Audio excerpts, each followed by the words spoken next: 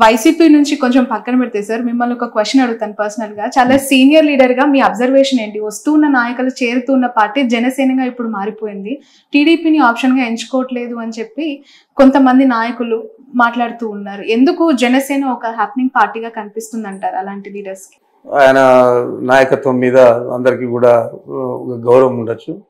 అదేవిధంగా చంద్రబాబు ఈ ప్రజా వ్యతిరేక కార్యక్రమాలన్నీ కూడా ఎక్కువ చేస్తూ ఉన్నాడు కాబట్టి ఆయన తెలుగుదేశం పార్టీలో చేరడానికి ఇష్టపడకపోవచ్చు. దానికి కారణాలు ఏవైనా కానీ వాళ్ళందరూ కూడా ప్రతిపక్షంలో ఉన్నట్లే.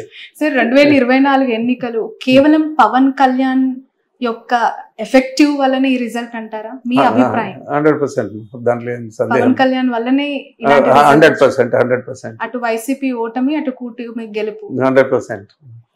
అంతలాగా పవన్ కళ్యాణ్ ఇన్ఫ్లుయెన్స్ చేశారంటారా ఏపీ పాలిటిక్స్ ని? ఏపీ పాలిటిక్స్ ను ఇన్ఫ్లుయెన్స్ చేశాడా లేదా అనేది కాదు, వారికి సంబంధించిన సామాజిక వర్గం అంతా కూడా ఆయనకు గట్టిగా మద్దతు ఇచ్చింది. ఆ మద్దతు తెలుగుదేశం పార్టీకి ఉపయోగపడి ఎన్నికల్లో గెలవడానికి కారణభూతులే. ఓకే సార్, టీడీపీ పార్టీకి కమ్మ సామాజిక వర్గం బలం, జనసేన పార్టీకి కాపు సామాజిక వర్గం, మరి వైసీపీ పార్టీకి ఏ సామాజిక వర్గం? ఒకవేళ నిజంగానే అది నమ్మి ఉంటే ఈరోజు ఈ రిజల్ట్ వచ్చేదా అంటే? లేదు, లేదు. రెడ్లంతా కూడా చాలా మంది వ్యతిరేకం చేశారు. కారణాలు ఏవైనా కానీ రాబోయే రోజుల్లో మంచి ఫలితాలు వస్తాయని చెప్పి ఆశిస్తాను. రైట్. ఫైనల్లీ మొన్న రీసెంట్ గా తిరుమలని బండి సంజయ్, కేంద్ర మంత్రి, మీకు తెలిసే ఉంటుంది, తెలంగాణకు సంబంధించిన ఎంపీ. సో తను దర్శించుకున్నప్పుడు ఎర్రచందనం స్మగ్లర్ వీరప్పన్ వారసులు ప్రభుత్వం నుంచి పోవటం మంచి పరిణామమే, దీన్ని నేను స్వాగతిస్తున్నాను అంటూ మాట్లాడడం. అతనికి ఓనమాలు తెలియదు మా జిల్లా గురించి, మా ప్రాంతం గురించి. ఆడెవడో ఏదో ఎత్తిస్తే అది మాట్లాడాడు.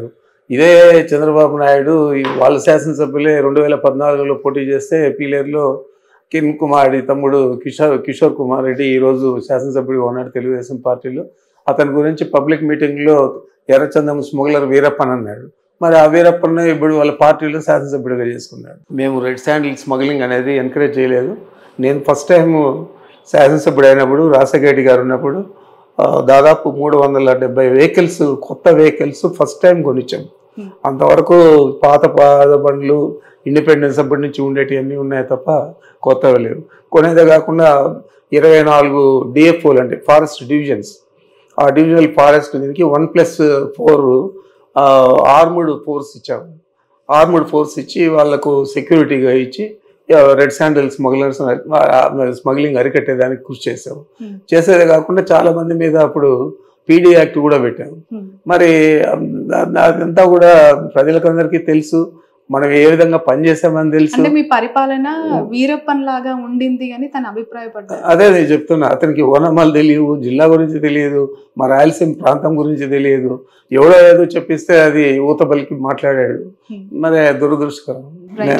సార్, ఏ రాజకీయ నాయకుడైనా రాజకీయాల్లోకి వచ్చిన తర్వాత ప్రత్యర్థి అంటూ ఉంటారు. గెలుపు ఓటమి ఖచ్చితంగా అవి అనివార్యం. ఒకరికి గెలిస్తే మరొకరు ఓడిపోవటం అనేది అనివార్యం, ఇప్పుడు చూస్తున్నాం.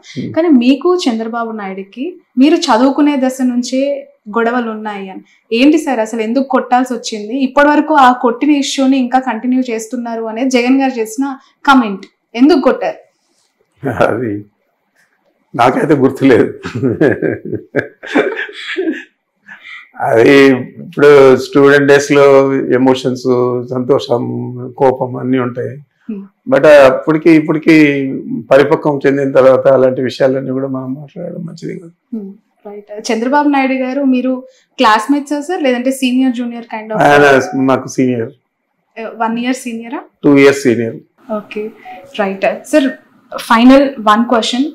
కాసేపటి క్రితమే ఏపీ హోమ్ మినిస్టర్ని వైఎస్ సునీత గారు కలవడం జరిగింది వివేక హత్య కేసుకు సంబంధించి డెవలప్మెంట్స్ విషయంలో. ఎలా చూడాలి సార్ ఆ ఇష్యూ? ఫ్యామిలీ ఇష్యూ ఎప్పటికైనా సాల్వ్ అవుతుందని నమ్ముతారు? ఎందుకంటే మీరు చాలా ఫ్యామిలీకి దగ్గరగా ఉన్న సీనియర్ లీడర్. ఒకవైపు షర్మిల చేస్తున్న కమెంట్స్, ఒకవైపు సునీత చేస్తున్న అలిగేషన్స్ ని జగన్ గారు సార్ట్అవుట్ చేసే ఆలోచన ఏమైనా ఉందంటారు? మరి ఆయన ఆలోచన నాకు తెలియదు, కానీ వీరిద్దరూ కూడా ఈ మొదటి నుంచి కూడా జగన్ గారిని టార్గెట్ చేసి ఈ కేసును పైకి తీసుకొస్తున్నారు తప్ప వేరే ఆలోచన లేదు. జగన్ గారికి నష్టం జరిగే విధంగా మనం ఏది చేస్తే బాగుంటుంది అని ఆలోచన చేసి షర్మిల గారు కానీ సునీత కానీ చేస్తూ ఉన్నారు తప్ప ఈ కేసు మీద వారికంటే ఎక్కువ శ్రద్ధ చంద్రబాబు నాయుడుకి ఉంది. చంద్రబాబు నాయుడు ప్రోద్బలంతోనే ఇవన్నీ కూడా సునీత కానీ తర్వాత షర్మిలమ్మ కానీ ఇద్దరు కూడా చేస్తూ ఉన్నారు.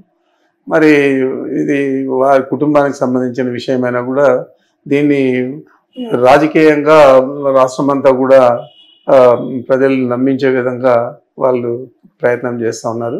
ఇదంతా కూడా చంద్రబాబు నాయుడు స్కెచ్ తప్ప వేరే కాదు. ఓకే, ఖచ్చితంగా షర్మిల గారు వెనుక చంద్రబాబు నాయుడు గారు మాట్లాడే మాటలు కానీ ఆమె పబ్లిక్ మీటింగ్స్ లో చెప్పే విషయాలు కానీ ఇవన్నీ కూడా చంద్రబాబు దగ్గర నుంచి వచ్చేటే తప్ప సొంత ఆలోచన అనుకుందని నేను అనుకోవడం లేదు. చిత్తూరు జిల్లాకు సంబంధించిన నాయకుడు పెద్దిరెడ్డి రామచంద్రారెడ్డి అలాంటి ఒక నాయకుడిని సైట్ చేస్తే లేదంటే తనని కొంత తక్కువ చేస్తే రాజకీయంగా నాకు తిరుగుండదని ఒక భావన కనిపిస్తుందా? లేదు అంటే గతంలో నిజంగానే మీరు తప్పులు చేయటం వల్లనే ఇప్పుడు ఎత్తి చూపిస్తున్నారా? ఈ రాష్ట్ర ప్రజలకు అందరికీ కూడా ఇందాక నేను మీడియాలో చెప్పాను, మేమేం కూడా తప్పు చేయలేదు. ప్రత్యేకంగా మా జిల్లా ప్రజలకు నేను చెప్పుకోవాల్సిన అవసరం లేదు. వాళ్ళందరికీ కూడా నా వ్యక్తిత్వం గురించి బాగా తెలుసు. మరి ఇలాంటి పరిస్థితుల్లో కేవలం ఏదైనా రాజకీయంగా మామూలుగా ఒక పార్టీ తరఫున పనిచేస్తాం తప్ప ఎప్పుడు కూడా ఇండివిజువల్గా వ్యక్తిని తీసుకొని అతని క్యారెక్టర్ హననం చేయడం కానీ మరి ఆ వ్యక్తిని టార్గెట్ చేసి కేసులు ఇరికించడం కానీ ఇది ఎప్పుడు కూడా మా పార్టీ కానీ మా నాయకుడు జగన్మోహన్ రెడ్డి గారు కానీ చేయలేదు. చంద్రబాబు నాయుడే కాదు, ఏ వ్యక్తి మీద కూడా చేయలేదు. మరి ఈరోజు చంద్రబాబు నాయుడు కొత్తగా ఈ ఆలోచనతో ముందుకు వచ్చాడు కాబట్టి తప్పకుండా కొన్ని ఇబ్బందులు ఉంటాయి. అయినా కూడా ధైర్యంగా ఎదుర్కొంటాం. రాష్ట్ర ప్రజలకందరికీ కూడా తెలియజేస్తాం మేమేం తప్పు చేయలేదు. ఏదైనా తప్పు చేస్తుంటే శిక్షకు అర్హులు. అదే కాకుండా ఏ కేసులు పెట్టినా కూడా అవన్నీ కూడా తప్పుడు కేసులు అనేది కూడా నిరూపిస్తాం ఈ రాష్ట్ర ప్రజలకు అని చెప్పి తెలియజేస్తూ ఉంటాం. సార్, యాక్చువల్గా నాయకులే ఇంత ఇబ్బందులు పడుతున్నారు, కేసులను ఎదుర్కొంటూ ఉన్నారు, అరెస్టులు అవుతున్న పరిస్థితి. కార్యకర్తలకి ఇలాంటి సమయంలో ఎలాంటి భరోసా ఉంటుంది, ఎలాంటి ధైర్యం ఉంటుంది మీతో కలిసి పనిచేయడానికి? కార్యకర్తలందరూ కూడా ధైర్యంగా ఉన్నారు. వాళ్ళందరూ కూడా వైఎస్ఆర్ కాంగ్రెస్ పార్టీకి పూర్తి స్థాయి మద్దతును ఇస్తూ ఉన్నారు. దాంట్లో ఎలాంటి ఇది లేదు. మా నాయకుడు జగన్మోహన్ రెడ్డి గారి మీద విపరీతమైన ప్రేమ అభిమానాలు ఉన్నాయి. మీరే చూశారు, సీట్లు తక్కువ వచ్చినా కూడా మాకు 40% ఓట్లు వచ్చాయి కాబట్టి మా ప్రజల్లో వైఎస్ఆర్ కాంగ్రెస్ పార్టీ మీద పూర్తి విశ్వాసం ఉంది. చిన్న చిన్న ఇబ్బందులు పెద్ద పెద్ద ఇబ్బందులు ఎదుర్కొనే కార్యకర్తలందరూ కూడా చాలామంది ఉన్నారు. అయినా కూడా మొక్కవని ధైర్యంతో వాళ్ళు వైఎస్ఆర్ కాంగ్రెస్ పార్టీకి అండగా జగన్మోహన్ రెడ్డి గారికి తోడుగా నిలబడుతూ ఉన్నారు. సార్, 40% ఓట్ బ్యాంక్ గురించి పదే పదే అనేక సందర్భాల్లో జగన్ గారు కావచ్చు మీలాంటి సీనియర్ లీడర్స్ మాట్లాడుతున్నారు. రాబోయే 5 ఏళ్ళు దాన్ని అలాగే కంటిన్యూ చేయటం కాదంటారా? అది తప్పకుండా నిలబడుతుంది. ఎందుకంటే చంద్రబాబు నాయుడు గారే మా ఓట్లు చెక్కు చెదరకుండా నిలబెట్టేదే కాకుండా మాకు విజయానికి కావాల్సిన ఓట్లు కూడా చంద్రబాబు నాయుడే మాకు ఇస్తాడు.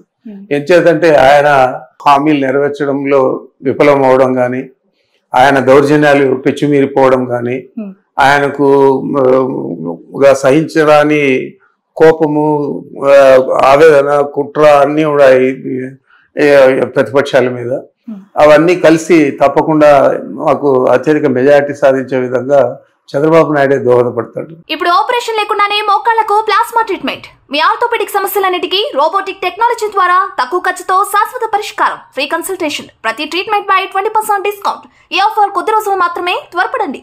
V9 hospitals 9281465842.